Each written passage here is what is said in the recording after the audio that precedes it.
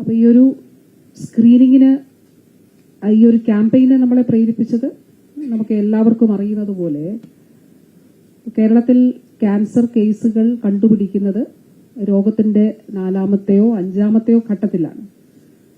പക്ഷെ അപ്പോഴേക്കും രോഗം വളരെ സങ്കീർണമാവുകയും ചികിത്സ കുറച്ചുകൂടി സങ്കീർണമാവുകയും ചെയ്യും. സങ്കീർണമാക്കുമെന്ന് പറയുന്നത് ആദ്യ ഘട്ടങ്ങളിൽ ചികിത്സ ഫലിക്കുന്നത് പോലെ പിന്നീട് അങ്ങോട്ടൊരു സ്റ്റേജുകളിലേക്ക് അത് കുറച്ചുകൂടി പ്രയാസം നേരിടും എന്നുള്ളതാണ്. അപ്പോൾ അത് മാത്രമല്ല, ഓരോ വർഷവും സംസ്ഥാനത്ത് റിപ്പോർട്ട് ചെയ്യപ്പെടുന്ന 65,000-ന് മുകളിൽ കേസുകളാണ് ഓരോ വർഷവും സംസ്ഥാനത്ത് പുതിയ ക്യാൻസർ കേസുകൾ റിപ്പോർട്ട് ചെയ്യുന്നത്. അപ്പോൾ ഈ സാഹചര്യത്തിലാണ് ക്യാൻസർ ആദ്യം തന്നെ കണ്ടുപിടിക്കുക, ക്യാൻസർ വരാൻ സാധ്യതയുണ്ടെങ്കിൽ അതിന് പരിശോധനയിലൂടെ അത് കണ്ടെത്തി വരാതെ ഇരിക്കുന്നതിന് വേണ്ടിയിട്ടുള്ള നടപടികൾ സ്വീകരിക്കുക. ഈ ലക്ഷ്യത്തോടെയാണ് നമ്മൾ ഈ ക്യാമ്പയിൻ ആരംഭിച്ചത്. 3 വർഷങ്ങൾക്ക് മുൻപ് ജീവിതശൈലി രോഗങ്ങളുടെ പ്രതിരോധവുമായി ബന്ധപ്പെട്ട് ശൈലി ആപ്പ് രൂപീകരിക്കുകയും നമ്മൾ ജനകീയ സർവേ ആരംഭിക്കുകയും ചെയ്തിരുന്നു. വീട് വീടാനന്തരം സർവേ നടത്തുകയും ജീവിതശൈലി രോഗങ്ങളുള്ളവരെ കണ്ടെത്തുകയും അങ്ങനെയുള്ളവർ ചികിത്സ തേടുന്നു എന്നുള്ളത് ഉറപ്പാക്കുകയും റിസ്ക് ഫാക്ടേഴ്സ് കണക്കിലെടുത്തുകൊണ്ട് രോഗം വരാൻ സാധ്യത ഉള്ളവർ അവരെ കണ്ടെത്തി അവരെ പരിശോധനയ്ക്ക് വിധേയമാക്കി അവർക്ക് രോഗമുണ്ടോ എന്നുള്ളത് നിർണ്ണയിക്കുകയും രോഗം വരാൻ സാധ്യതയുള്ളവർക്ക് പ്രതിരോധ മാർഗങ്ങൾ സ്വീകരിക്കുകയും ചെയ്തു പോരുന്നുണ്ട് കഴിഞ്ഞ 3 വർഷങ്ങളായി. ഈ വർഷം ജനുവരി മാസം 1-ാം തീയതി നമ്മുടെ ഈ വർഷത്തെ ശൈലി സർവേ ബഹുമാനപ്പെട്ട മുഖ്യമന്ത്രി ഉദ്ഘാടനം ചെയ്തിരുന്നു. അപ്പൊ ആദ്യ മാസം 2025 ഫെബ്രുവരി 4 മുതൽ മാർച്ച് വരെയുള്ള ഒരു കാലഘട്ടത്തിൽ സ്ത്രീകളുടെ ക്യാൻസർ രോഗനിർണയത്തിനാണ് നമ്മൾ പ്രാധാന്യം നൽകിയത്. കാരണം ഒരു പ്രോത്സാഹനം എന്നുള്ള നിലയിൽ ആളുകൾ ഈ ഭയം മറികടന്നെത്തുക എന്നുള്ളതാണല്ലോ ഏറ്റവും പ്രധാനപ്പെട്ടത്. അതിൽ നമ്മൾ ചെയ്ത 2-3 കാര്യങ്ങൾ. ഒന്ന്, ഈ ക്യാൻസർ സെന്ററുകളും മെഡിക്കൽ കോളേജുകളും അല്ലെങ്കിൽ അങ്ങനെയുള്ള ആശുപത്രികളിൽ പോയി സ്ക്രീൻ ചെയ്യുക എന്നുള്ളതിന് പകരം നമ്മുടെ തൊട്ടടുത്തുള്ള ആരോഗ്യ കേന്ദ്രത്തിൽ, അത് കുടുംബാരോഗ്യ കേന്ദ്രമാകട്ടെ ജനകീയ ആരോഗ്യ കേന്ദ്രമാകട്ടെ, അവിടെ മുതൽ ക്യാൻസർ സ്ക്രീനിങ് ആരംഭിച്ചു. അതിനു വേണ്ടിയിട്ടുള്ള സൗകര്യങ്ങൾ ഒരുക്കി. ഒരുപാട് കടമ്പകൾ കടന്നു. പ്രൈവസി ഉണ്ടാകണം, അതിനു വേണ്ടിയിട്ടുള്ള പരിശീലനം നൽകണം. അപ്പോൾ ആരോഗ്യ പ്രവർത്തകർക്ക് അതിനു വേണ്ടിയിട്ടുള്ള പരിശീലനം നൽകി, അതിനു വേണ്ടിയിട്ടുള്ള അടിസ്ഥാന സൗകര്യങ്ങളിൽ ആവശ്യമായ മാറ്റം വരുത്തി. അങ്ങനെയാണ് നമ്മൾ ഈ ക്യാമ്പയിനിലേക്ക് ബോധവൽക്കരണ പ്രവർത്തനം നടത്തി, ക്യാമ്പുകൾ സംഘടിപ്പിച്ചു. ഇപ്പോൾ ഓരോരോ കമ്മ്യൂണിറ്റികളായി നമ്മൾ ഐഡന്റിഫൈ ചെയ്തു. ഉദാഹരണം പറഞ്ഞാൽ IT പാർക്കുകൾ കേന്ദ്രീകരിച്ചുകൊണ്ട്, സെക്രട്ടേറിയറ്റ് കേന്ദ്രീകരിച്ചുകൊണ്ട്, മാധ്യമ പ്രവർത്തകർക്കിടയിലേക്ക്, റെസിഡന്റ് അസോസിയേഷൻ ഇടയിൽ, അങ്ങനെ ഓരോരോ കൂട്ടങ്ങൾ, ഓരോ സമൂഹങ്ങളായി. അപ്പോൾ അത് കുറച്ചുകൂടി പരസ്പരം പ്രചോദനം നൽകും എന്നുള്ളത് കൊണ്ടാണ് നമ്മൾ ആ നിലയിലുള്ള സ്ക്രീനിങ് സംഘടിപ്പിച്ചത്. അപ്പോൾ അതിന്റെയൊക്കെ ഫലമായിട്ടാണ് നമുക്ക് ഇത്രയും അധികം ആളുകൾ ഇതിൽ ഈ ക്യാമ്പയിനിലൂടെ മാത്രം സ്ക്രീൻ ചെയ്തവരാണ്.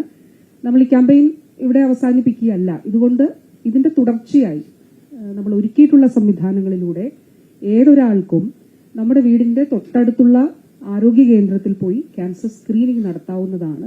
ക്യാൻസർ സ്ക്രീനിങ് ജീവിതശൈലി രോഗ ക്ലിനിക്കുകൾ ഉള്ള ദിവസമാണ് ക്യാൻസർ സ്ക്രീനിങ് നടത്തേണ്ടതായിട്ടുള്ളത്. NCD ക്ലിനിക്കുകൾ ഉള്ള ദിവസം. ചിലയിടങ്ങളിൽ അത് ചൊവ്വാഴ്ചകളിലും വ്യാഴാഴ്ചയുമാണ്, ചിലയിടങ്ങളിൽ അത് ചൊവ്വാഴ്ചയും ശനിയാഴ്ചകളിലുമാണ്. എന്നാണോ NCD ക്ലിനിക്ക് ഉള്ളത് അന്ന് നമുക്ക് സ്ക്രീൻ ചെയ്യാവുന്നതാണ്.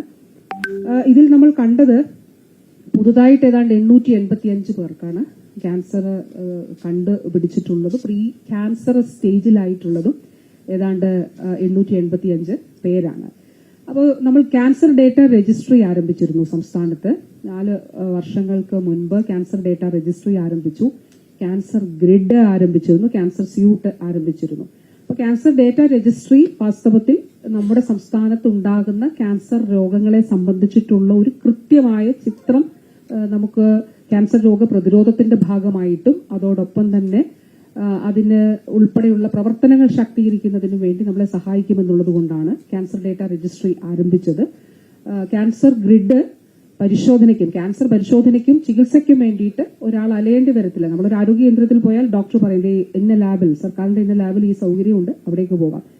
അത് കഴിഞ്ഞ് രോഗത്തിന് ചികിത്സയ്ക്ക് വേണ്ടി ഇന്ന സ്ഥലത്ത് പോകാം എന്നുള്ള ഒരു ഡയറക്റ്റ് ചെയ്യുന്ന ക്യാൻസർ ഗ്രിഡ് അതിന്റെ ഭാഗമായിട്ട് നമുക്ക് രൂപീകരിച്ചു. ക്യാൻസർ സ്യൂട്ടും രൂപീകരിച്ചു.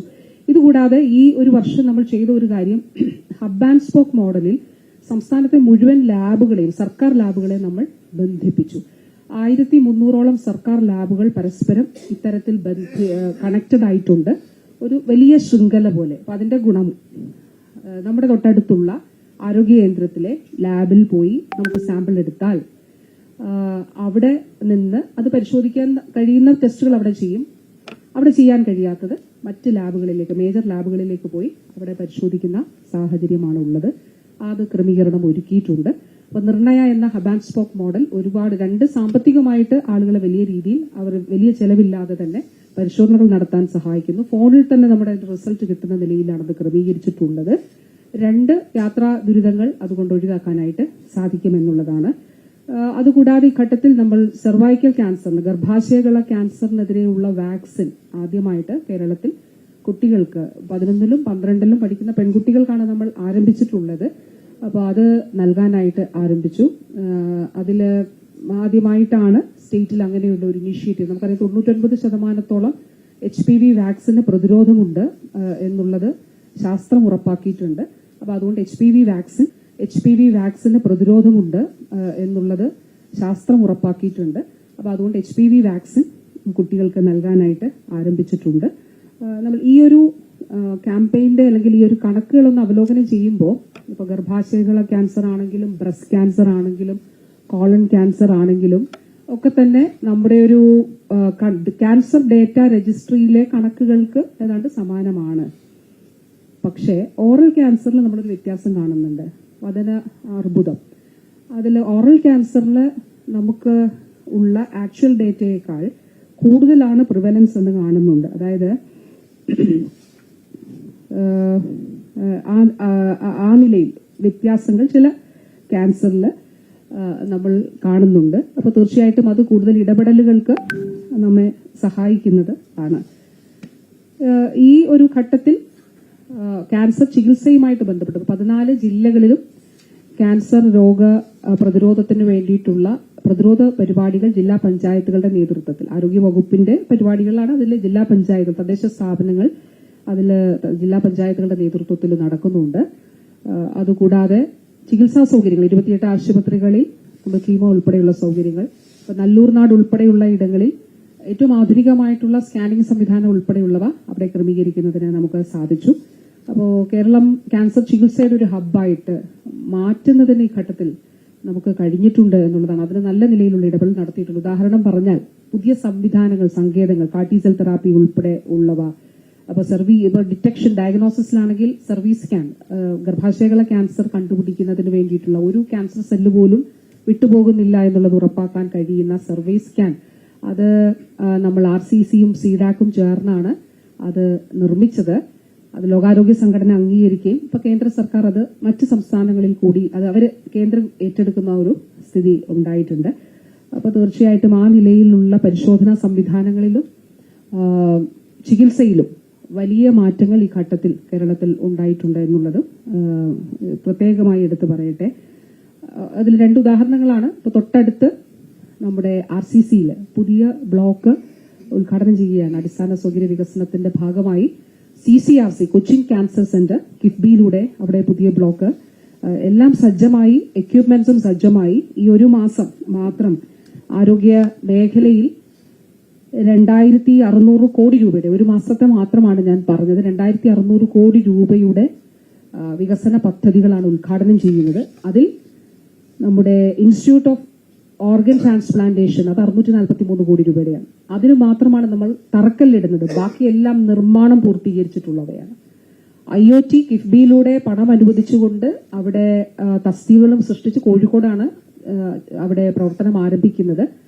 അതിന്റെ കെട്ടിട നിർമ്മാണം ബഹുമാനപ്പെട്ട മുഖ്യമന്ത്രി ഈ തൊട്ടടുത്ത ദിവസം 7-ാം തീയതി അവിടെ ഉദ്ഘാടനം നിർവഹിക്കാനായിട്ട് പോകുന്നു. പക്ഷെ ഇൻസ്റ്റിറ്റ്യൂട്ട് പ്രവർത്തനം ആരംഭിക്കുന്നു. ഇൻസ്റ്റിറ്റ്യൂട്ട് അതും ബഹുമാനപ്പെട്ട CM ഉദ്ഘാടനം ചെയ്യുകയാണ്. ഇൻസ്റ്റിറ്റ്യൂട്ട് കോഴിക്കോട് മെഡിക്കൽ കോളേജിലാണ് അതിന്റെ പ്രവർത്തനം ആരംഭിക്കുന്നത്. അത് കൂടാതെ നമ്മുടെ ഈ ദിവസങ്ങളിൽ നമ്മൾ ഉദ്ഘാടനം ചെയ്യുന്നത് ഒന്ന് ഞാൻ പറഞ്ഞു, കൊച്ചിൻ ക്യാൻസർ സെന്റർ അവിടെ പൂർത്തീകരിച്ചിട്ടുണ്ട്. ഇൻസ്റ്റിറ്റ്യൂട്ട് ഓഫ് ഓർഗൻ ട്രാൻസ്പ്ലാന്റേഷൻ CCRCക്ക് 387 കോടി രൂപയാണ് കൊച്ചിയിലെ, അതിൽ കിഫ്ബിയിലൂടെയാണ് ചെലവഴിച്ചിട്ടുള്ളത്. എക്യുപ്മെന്റ്സ് ഉൾപ്പെടെയുള്ളവയാണ്.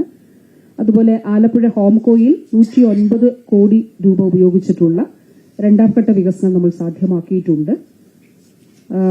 കോട്ടയം മെഡിക്കൽ കോളേജിന്റെ സർജിക്കൽ ബ്ലോക്ക് 257 കോടി രൂപ അത് പൂർത്തിയാക്കിയിട്ടുണ്ട്. 8 നിലകളായി 526 കിടക്കകളും 14 ഓപ്പറേഷൻ തിയേറ്ററുകളും 44 ICU ബെഡുകളും ഉൾപ്പെടെയുള്ള സൗകര്യങ്ങളാണ് ഇവിടെ ഒരുക്കിയിട്ടുള്ളത്. അതും ബഹുമാനപ്പെട്ട CM അതിന്റെ ഉദ്ഘാടനം നിർവഹിക്കാൻ പൂർത്തീകരിച്ചു കഴിഞ്ഞു. ഉദ്ഘാടനം നിർവഹിക്കാൻ പോകുന്നു. ഫെബ്രുവരി മാസം 25-ാം തീയതി രാജ്യാന്തര ആയുർവേദ ഗവേഷണ കേന്ദ്രം അത് കണ്ണൂരിൽ ഉദ്ഘാടനം ചെയ്യുന്നു. അതിന്റെ 1-ാം ഘട്ടം പൂർത്തിയായി കഴിഞ്ഞു. 100 കിടക്കകളുള്ള ആശുപത്രി, മാനുസ്ക്രിപ്റ്റ് സ്റ്റഡി സെന്റർ, ഔഷധ സസ്യ നഴ്സറി റിസർച്ച് സെന്റർ ഇതൊക്കെയാണ് സജ്ജമാക്കിയിട്ടുള്ളത്. നേരത്തെ തുടക്കത്തിൽ പറഞ്ഞ RCCയില് 14 നില കെട്ടിടമാണ് ഇപ്പോൾ പൂർത്തിയാക്കിയിരിക്കുന്നത്. 30,680 സ്ക്വയർ മീറ്റർ വിസ്തീർണത്തിലാണ്. 242.42 കോടി രൂപയാണ് ഇവിടെ അതിനു വേണ്ടിയിട്ട് ചെലവഴിച്ചിട്ടുള്ളത്. RCCയിൽ ഈ കെട്ടിടം നിർമ്മിക്കുമ്പോൾ നേരത്തെ 500 ബെഡായിരുന്നെങ്കിൽ അത് 1000 ബെഡായിട്ട് ഉയർത്താൻ നമുക്ക് കഴിഞ്ഞു. ബെഡുകളുടെ എണ്ണത്തിൽ വർധനവുണ്ടാകുന്നു. RCC മാത്രമല്ല, മലബാർ ക്യാൻസർ സെന്ററിലും CCRCയിലും ഒക്കെ തന്നെ ഈ നിലയിൽ വർധനവ് ഉണ്ടായിട്ടുണ്ട്. ഇതുകൂടാതെ കുട്ടികൾക്കായിട്ടുള്ള 3 പ്രോജക്റ്റുകൾ അതുകൂടി ഒന്ന് പറയുന്നതിന് വേണ്ടിയിട്ടാണ് ഞാൻ ഇവിടെ നിങ്ങളെ കാണണമെന്നുള്ളത് ആഗ്രഹിച്ചത്. നമ്മുടെ കുഞ്ഞുങ്ങൾക്ക് വേണ്ടിയിട്ടുള്ള 3 പ്രധാനപ്പെട്ട പ്രോജക്റ്റുകൾ കൂടി നാളെ നാടിന് സമർപ്പിക്കുന്നുണ്ട്. അതില് ഒരു 6 വയസ്സിന് താഴെയുള്ള കുഞ്ഞുങ്ങൾക്കായി ആരോഗ്യ വകുപ്പും വനിതാ ശിശു വികസന വകുപ്പും കൂടി സംയുക്തമായിട്ട് ചേർന്ന് ഒരു സമഗ്ര ഇടപെടൽ നടത്തുകയാണ്. നിങ്ങൾക്ക് എല്ലാവർക്കും അറിയാം, നമ്മൾ കുഞ്ഞുങ്ങൾ ജനിച്ച് കഴിഞ്ഞിട്ടുള്ള ഏർലി ഡിറ്റക്ഷന് വേണ്ടിയിട്ടുള്ള സംവിധാനം നമുക്ക് ഉണ്ട്. അത് കൂടാതെ കുഞ്ഞുങ്ങൾ 3 വയസ്സ് കഴിഞ്ഞിട്ട് അങ്കണവാടികളിലേക്ക് എത്തപ്പെടും. അപ്പോൾ ഈ ഒരു 6 മാസം കൊണ്ട് നമ്മൾ ഈ പ്രോജക്റ്റ് ആരംഭിച്ചിരുന്നു. 26 ലക്ഷം കുഞ്ഞുങ്ങളെ നമുക്ക് സ്ക്രീൻ ചെയ്യുന്നതിന് സാധിച്ചു. എന്തിനു വേണ്ടിയിട്ടാണെന്ന് ചോദിച്ചാൽ അവരുടെ ഒരു പ്രോഗ്രസ്, വളർച്ചാ മാന്ദ്യങ്ങൾ കണ്ടെത്തുന്നതിന് വേണ്ടിയിട്ടാണ് ഈ സ്ക്രീനിങ് നടത്തുന്നത്. ഈ പദ്ധതിയുടെ പേര് കുഞ്ഞുങ്ങളുടെ സമഗ്ര വികസനം ലക്ഷ്യമാക്കിയിട്ടുള്ള പദ്ധതിയാണ് ചുവടുകൾ എന്നുള്ളതാണ്. അപ്പൊ ആരോഗ്യ വകുപ്പിനൊപ്പം എപ്പോഴും ഒരു ഇന്റഗ്രേറ്റഡ് പ്ലാറ്റ്ഫോം വേണം എന്നുള്ളത് നമ്മൾ ആഗ്രഹിച്ചിരുന്നു. കാരണം